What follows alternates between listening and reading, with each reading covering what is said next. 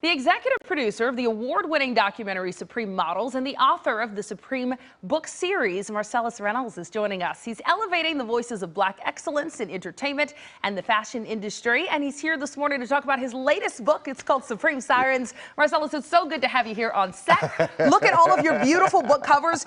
These books are stunning. The first book, Supreme Models, the second, Supreme Actresses, and now we have Supreme Sirens. What is the inspiration behind this gorgeous series? For me, I collect art books, right? I've always collected art books from a very young age.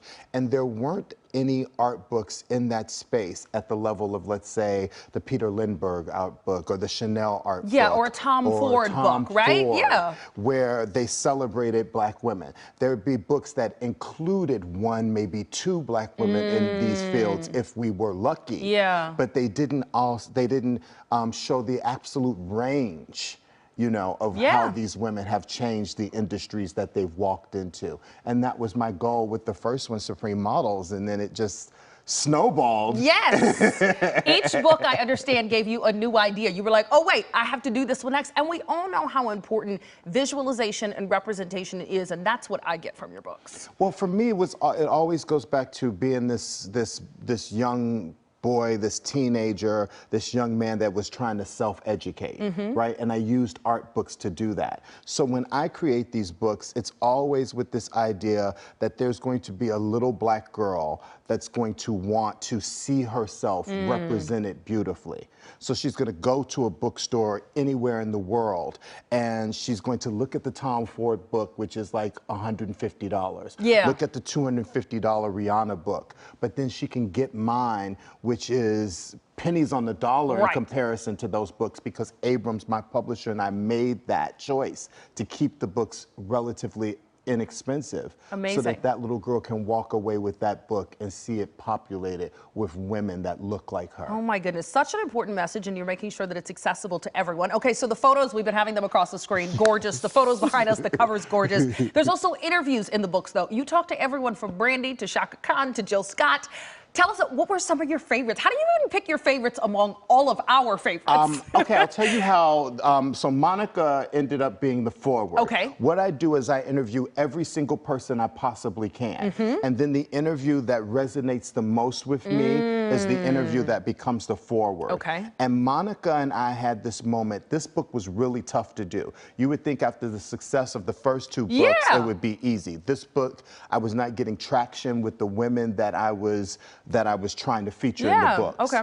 And there was a day where I finally got to Monica, and Monica agreed to do the interview. And at the end of the interview, she said to me, "Are you on your knees?" And I was like, "Actually, I am." And she was like, "I'm getting on my knees, let's pray." And we prayed together. And then she said, "This whole time, God has been telling me to tell you to stay the course." Wow.